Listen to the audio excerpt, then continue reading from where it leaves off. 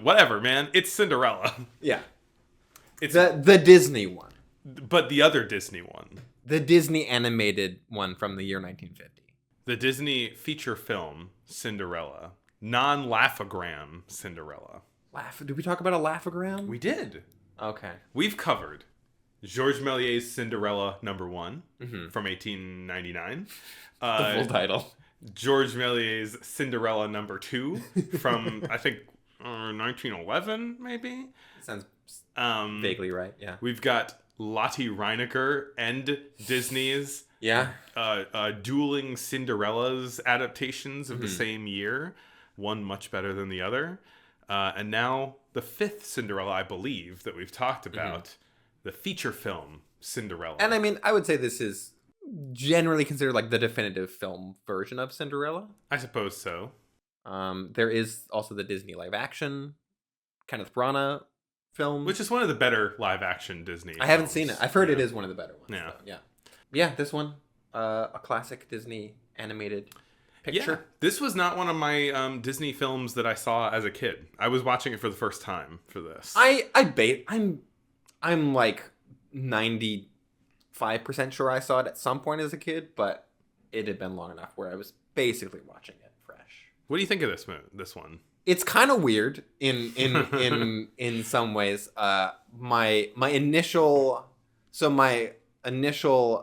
sort of pithy letterbox review of this movie was, Give me the pith. I like how this movie is about a bunch of cartoon mice, and then Cinderella's story just kind of happens in the background. And then I posted that to Letterboxd and then checked to see popular reviews or like reviews from people that I follow. And there were multiples that were just like, this movie is like 90% mice. I mean, valid. Which is hyperbolic. It is exaggerating. There's a lot of cat and mouse stuff in this movie. You could say that this movie, the star of the movie, is the mice or whatever the mouse's name. Yeah, it is kind of like the mice are like the POV of the movie almost. But I kind of see that as a bad thing because it's sort of wasting my goddamn time, Well, sure. Right. It somewhat feels like, I guess, that the actual narrative story of Cinderella wasn't quite enough to sustain a 70. How long is this movie? It's like short. 78 minutes? I don't think it's even 78 minutes. Or something like that. Maybe it is. But it's really short. And I was reading about it and how they were originally going to make it as a Silly Symphonies, and they thought that it was too big to be a Silly Symphony short.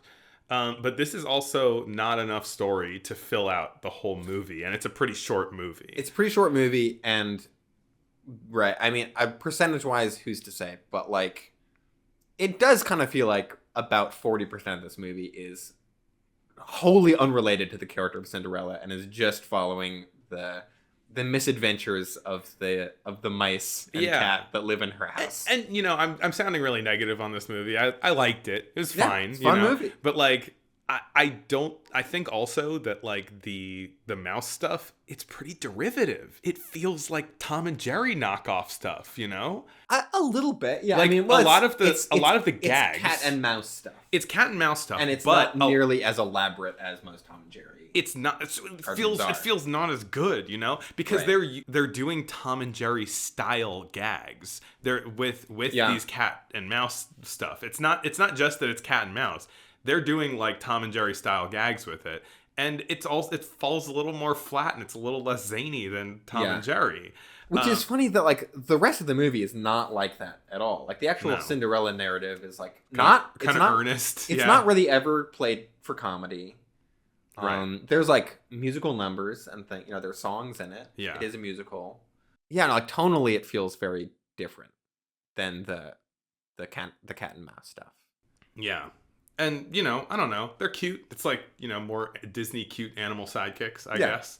None of it's bad, but you're right. It is sort of all right, we've seen this kind of thing before. It's not as bad, but it's also kind of mid, I think there's a lot of other Disney movies that I'd rather watch than this one. Yeah. I think this movie is right. It is quite short. It is pleasant to sit through, I would say. And it looks very good. It has also been, I think this is like one of the more recently restored Disney animated movies. Yeah, actually, on the restoration, that's a good point.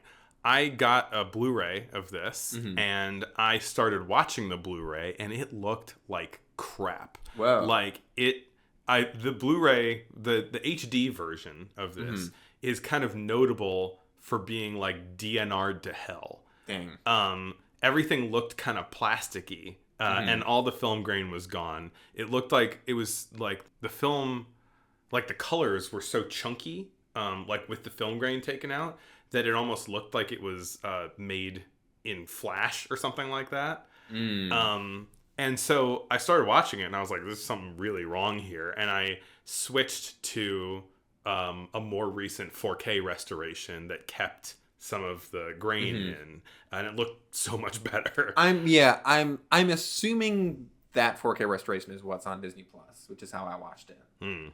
It's an animated movie, so the film grain is not that present anyway. But like, there was definite you could see Still shot on film. brush strokes and such. Like there was Yeah.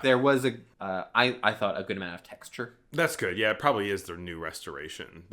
Yeah, usually anything on streaming is usually the most recent restoration of something, which is not always a good thing. You don't know about that, but yeah. Right, not always, but that's, I would say avoid the Blu-ray and go for the 4K if you're going to have it physically, or maybe watch it on Disney Plus. It looked like weirdly sterile in the HD version. I mean, that's, I think, one thing about restoring animated movies is like, I mean, I guess with any restoration is sort of like, what are you putting the emphasis on? Like, are you trying to get back to what something was intended to look like, or are you trying to get back to what, the most accurate representation of whatever you're, even accurate is like a loaded term. Don't get me started. Don't get me started on this.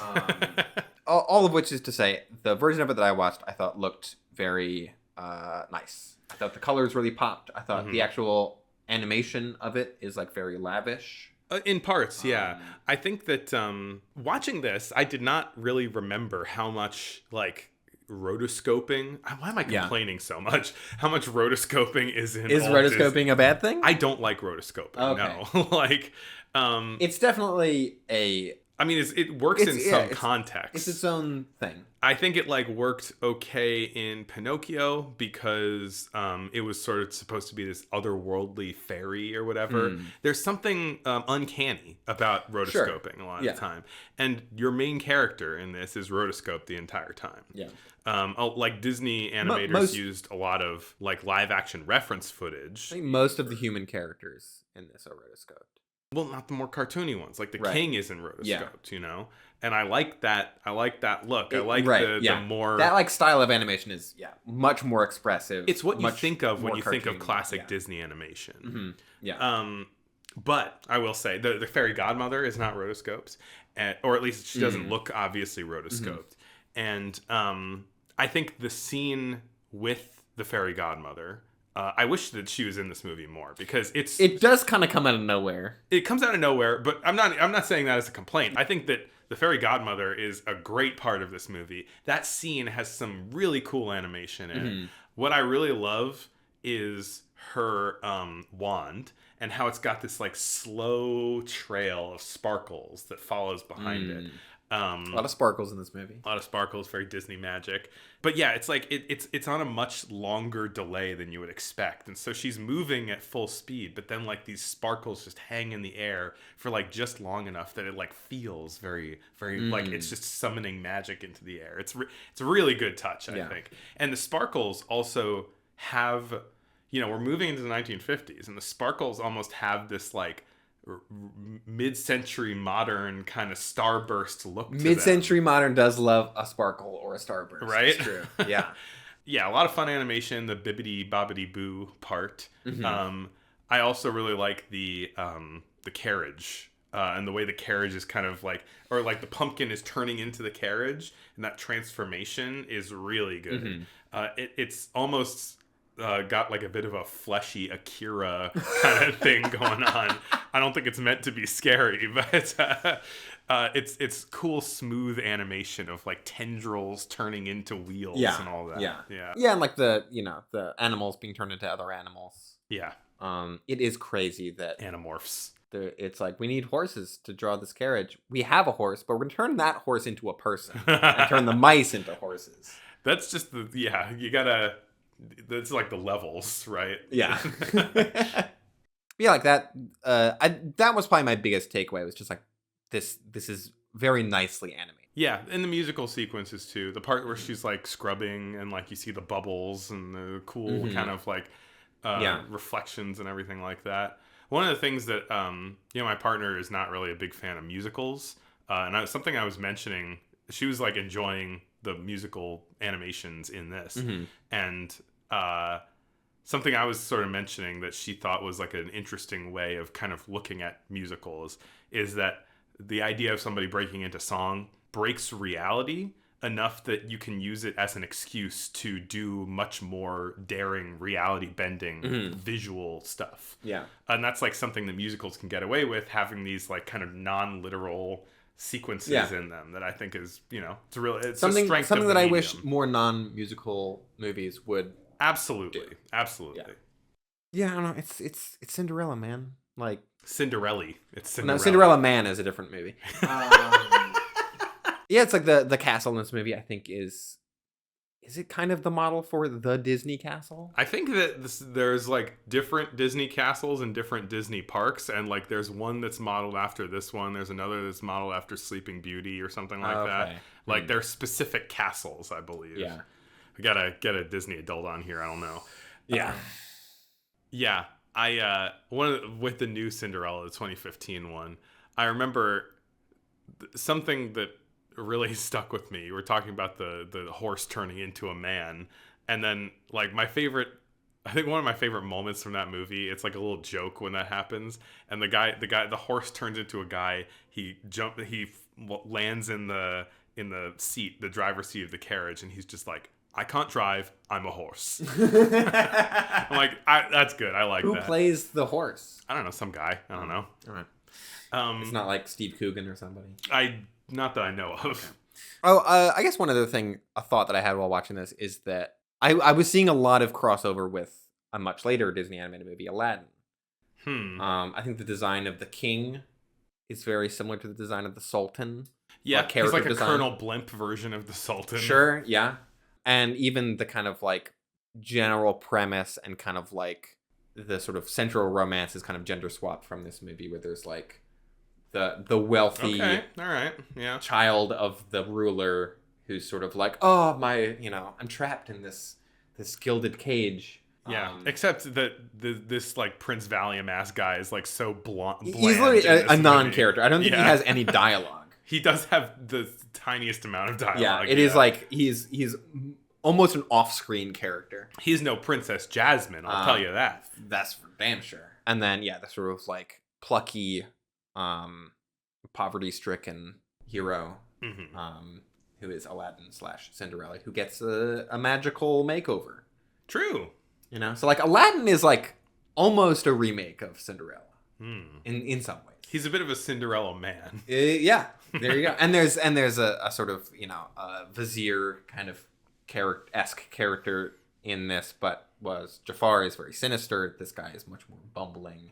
I mean, I guess we should also say that like we've covered Aladdin a couple times before. Also, yeah, and true. That I'm not sure which is the older story, but they come from different places. Right. So yeah. Evokes the same things. But this being a Disney production, yeah, I wonder how much they were sort of specifically looking at this in their sort of like character design and like thinking about, oh, we got talking animals. Maybe it's a monkey this time. I mean, even though we kind of ignored much of the recent Disney films in their kind of World War II and post-World War II flop era, this is considered to be the kind of golden age of Disney with the 9 old men, the great animators and who are doing their best work ever in these films. And so Ub Iwerks still credited on this movie. Really? I think so. I think I saw his name in there somewhere. What? Why? He didn't have anything to do with Disney for years. Maybe I'm wrong. But I'm sure modern day Disney is kind of referencing back to this stuff all the time. Oh yeah. One other small thing that I wanted to mention is that like Cinderella has like during her makeover, she has like a weirdly 1950s style haircut. Mm-hmm. Like it feels like you can see the era that this was made in, even though it's kind of trying to be this like timeless old-timey thing. Yeah. But like she sort of looked like a fashioned up 1950s lady. Right. It takes place in Nutcracker times, but yeah, the way that she is styled does feel distinctly kind of early 50s. Mm-hmm. I also didn't know that the song "So This Is Love" is from that. Like the "So This Is Love." It feels like it has like a bigger presence than this movie itself in a way. So at least slightly. I don't know. Two things I thought of in regards to the stepmom character, particularly her character design. One, her hair looks like Bram Stoker's Dracula hair. The sort of two humps, to the degree where I was like, is Francis Ford Coppola, like, did Francis Ford Coppola base that Dracula look on the stepmother from this movie? I could believe it. Yeah. And then and the other character I was reminded of was one of the main characters from the next movie on our list,